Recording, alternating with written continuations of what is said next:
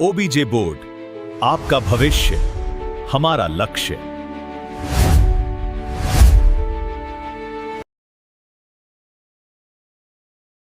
चलिए शुरू करते हैं। आज का पहला क्वेश्चन, जो हमने पिछले वीडियो में आपसे प्रश्न पूछा था कि रैखिक समीकरण युग्म x प्लस 3y माइनस 4 बराबर 0 तथा 2x माइनस 5y माइनस 1 बराबर 0 है तो इसका हल होगा। तो इसके लिए क्या हल होगा वो देखते हैं।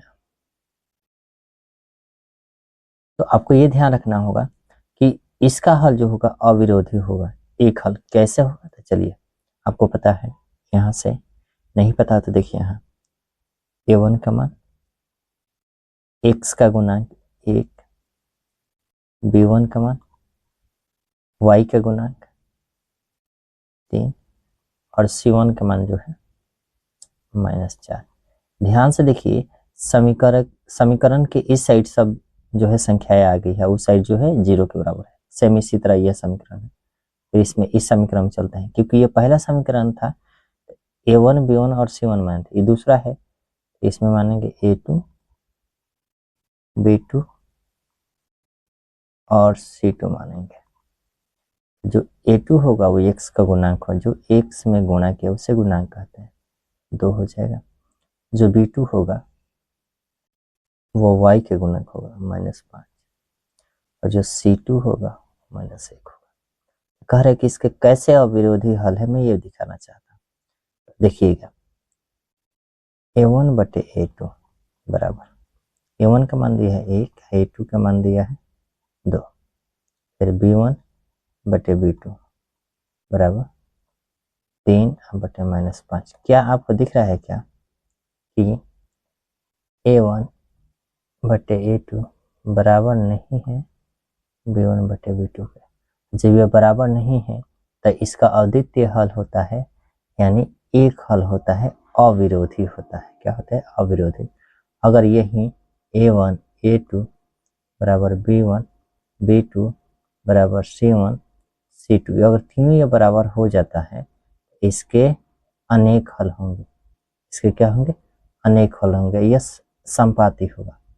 और यही होता b1 b2 अब बराबर नहीं है c1 c2 के, तो इसका कोई हल नहीं होते। यह समानांतर होता और विरोधी होता। चलिए अगला क्वेश्चन की तरफ। यदि दो चर में दो रैखिक समीकरणों के हल अनंत हो, जब भी हल अनंत होता है तो उनके आलेख होते हैं, उनके आलेख जो होते हैं संपाती होती है।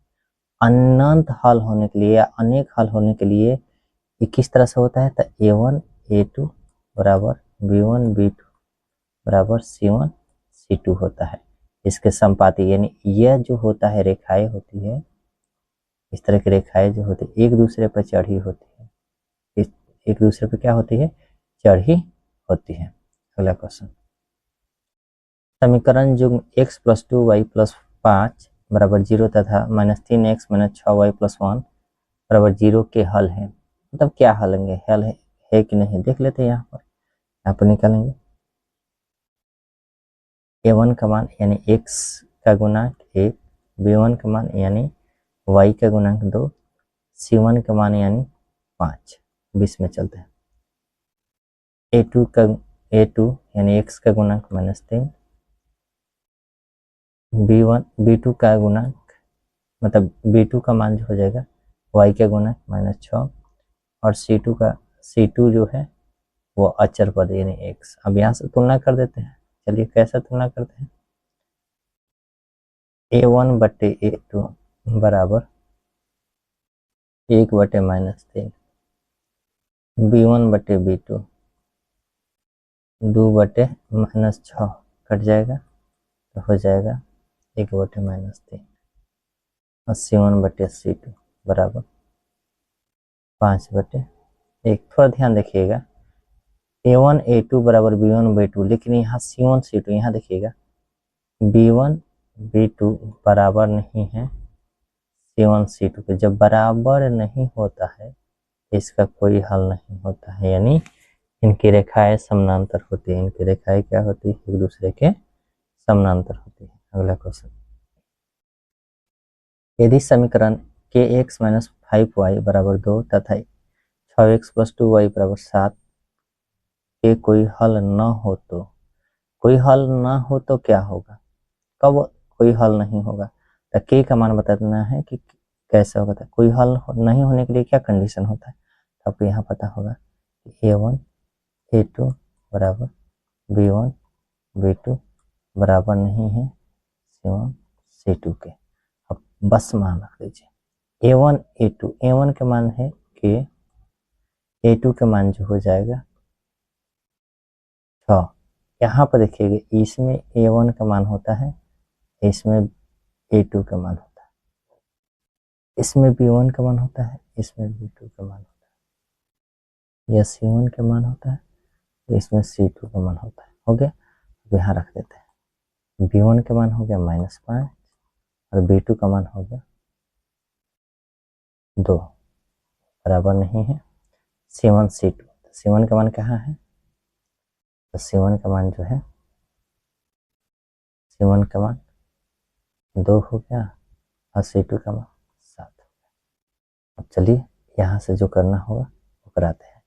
इसको ले लीजिए, इसको कोई एक ले लीजिए, तो इसको हम लेते हैं, नाप लेते हैं, क्योंकि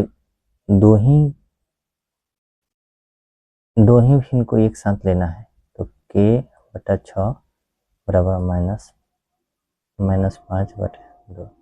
देखिएगा 6 नीचे भाग किया तो जाए क्या करेगा गुणे, k बराबर -5/2 और गुणे 6 घटाएंगे तो 3 15 यानी -15, जो कि ऑप्शन नंबर डी में है। अगला क्वेश्चन, रैखिक समीकरण a1x plus b1y plus c बराबर 0, a2x plus b2y plus c2 बराबर 0 में a1/a2 बराबर नहीं है b1 की स्थिति में रैखिक समीकरण का युग्म होता है। जब भी इस तरह का होता है कि a1 a2 बराबर नहीं है b1 b2 के, तो इसका संगत हल होता है, यानी एक हल होता है, ये इसका अद्वितीय हल होता है, यह अविरोधी होती है।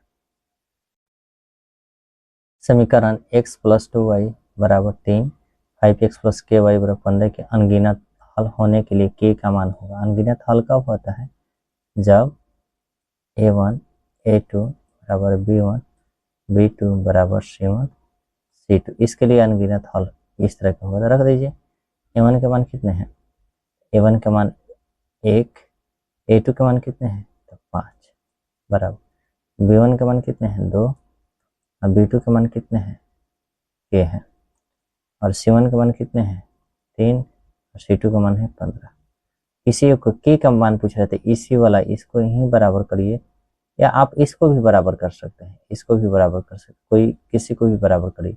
इसमें हो जाता है a1 के मान, ये हो जाता है b1 के मान, ये हो जाता है c1, ये a2 के मान, ये b2 के मान, ये c2 के मान। किसी को बराबर करते हैं, हम यही करते हैं। चलिए इसको कर लेते हैं 1/5 बराबर 2/k। ये देखिएगा इसको तिरछा तिरछी गुणा करिए, इसको इस साइड लेके जाइएगा, इसको इस साइड लेके जाइएगा, k बराबर 5 गुणे 2 बराबर 10, जो कि ऑप्शन नंबर बी में। अगला question, x plus 2y minus 4 बराबर 0 और 2x प्लस 4y माइनस 12 बराबर 0 की रेखाएं हैं, मतलब किस तरह के होगी, चलिए देख लेते हैं। यहाँ पर देखिएगा a1 के मान 1, b1 के मान जो है 2 और c1 के मान जो है -4। समीकरण ये इसमें से है। अब इसको देखते हैं, a2 का मान x का गुणांक 2, b2 का मान 4 और c2 का मान जो है -12। अब कर देते हैं a1/a2, a1 का मान 1, a2 का मान 2, b1/b2, b1 का मान 2 और b2 का मान 4, 1/2, c1 के मान c2, c1/c2 में -4 और बटे में -12, माइनस माइनस कैंसलेशन हो जाएगा, 4 3 12, 1/3।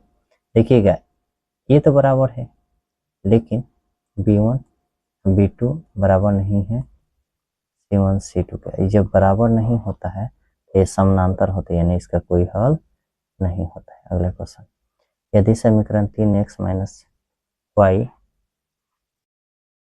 बराबर 5 तथा 6x माइनस 2y बराबर के कोई हल ना हो तो कोई हल नहीं, कोई कब हल नहीं होता है, जब a1/a2 बराबर b1/b2 बराबर नहीं है c1/c2 के। मान रख दीजिए यहाँ पर a1 के मान कितने हैं, a1 के मान के लिए 3 हो जाएगा, यहाँ से देखिएगा a1 का मान, b1 के मान और c1 के मान, गुणांक वाला देखिएगा इसमें a2 के मान, ये b2 के मान, ये जो है c2 के मान, रख दीजिए 3 और a2 के मान 6 बराबर b1 के मान -1 और b2 के मान -2, c1 का मान जो है 5 और c2 का मान k। अब इसको ले लीजिए क्योंकि k का मान पूछ रहा है तो इसी में तो k है, तो इसी को ले लीजिए, तो माइनस से माइनस खत्म हो जाएगा, ये इस तरह तीसरा गुणा हो जाएगा तो हो जाएगा k बराबर, ये इसमें आके गुणा करेगा और इस तरह से आगे गुणा करेगा तो हो जाएगा 2 × 5 बराबर 10। लेकिन ये तो बराबर नहीं है, ये क्या है, बराबर नहीं है, जो कि ऑप्शन नंबर यहाँ है, यहाँ एक छूट गया है इसलिए ऑप्शन नंबर 20 सही होगा। इसका आंसर क्या होगा 10, यहाँ 10 हो जाएगा, इसके आगे छूट गया है। यदि समीकरण x माइनस 2y बराबर 3 तथा 3x प्लस ky बराबर 1 का एक द्वितीय हल होगा, और द्वितीय हल होने के लिए क्या होता है, a1/a2 बराबर नहीं होना चाहिए b1/b2 बराबर होना चाहिए c1/c2। कोई हल नहीं है तो केवल इसको छोड़ दीजिए, मतलब सॉरी हल एक है तो ये वाला रूप होना चाहिए, तो रखिए यहाँ से a1 का मान जो हो जाएगा 1, b1 का मान हो जाएगा -2 और यहाँ पर a2 का मान हो जाएगा 3 और यहाँ पर b2 का मान हो जाएगा k। तो रख दीजिए मान a1 के मान 1/a2 के मान 3 बराबर नहीं है, b1 के मान -2 और b2 के मान k। तीसरा गुणा करते हैं, इसको चलिए इसको, तो k बराबर नहीं है, इसको गुणा करते हैं 2 ना, -2 और गुणे 3 यानी -6, जो कि ऑप्शन नंबर बी है। k के किस मान के लिए समीकरण निकाय 4x प्लस ky बराबर 6, 2x माइनस 4y बराबर 3 के अनगिनत हल होंगे। अनगिनत हल होने के लिए समीकरण का रूप इस तरह होना चाहिए, a1/a2 बराबर b1/b2 बराबर c1/c2 हो गया। अब a1 के मान कितने हैं, a1 का मान ये हो गया, ये हो गया b1 के मान, ये हो जाएगा c1, a2 के मान, b2 के मान, ये हो जाएगा c2। a1 का मान जो दिया है वो 4 दिया है, a2 का मान जो दिया है 2 दिया है, b1 का मान जो दिया है वो k दिया है और b2 का मान जो दिया है -4 दिया। इसी में k है तो इसी को ले लीजिए, आगे मत बढ़ाइए, क्या जरूरी है उतना, बस यहीं से कर लीजिए, तीसरा गुणा कर लीजिए, देखिए 2 दूना 4 कट जाएगा, ये हम नीचे ये किया है भाग किया है तो इन्हें गुणा करेगा, k बराबर हो जाएगा 2 × -4 बराबर -8, जो कि ऑप्शन नंबर बी है। यदि रैखिक समीकरण का युग्म असंगत है तो उसे निरूपित करने वाली रेखाएं होगी। यह क्वेश्चन आपके लिए दे रहे हैं, इसे बनाकर कमेंट जरूर करें। मैं कहता हूं ना, इसे बस 10 से 15 मिनट अपने लिए समय निकाल कर इस वीडियो को देखें। निश्चित तौर पर मैं बोलता हूं ना, आप मैथ में अच्छे तरह से कमांड कर पाइएगा। मैं वो नहीं बोलता हूं कि ये करना है, देखिए यहाँ जितने व्याख्यान करेंगे एक्सप्लेनेशन के साथ पढ़ेंगे ना, उस चीज को उतने ही जान पाएंगे, क्योंकि जो चीजें जितनी मेहनत से पढ़ी जाती है ना, वो चीजें बहुत आरामदेह होता है भविष्य के लिए, उसमें और पकड़ होती है। चलिए मिलते हैं नेक्स्ट वीडियो में।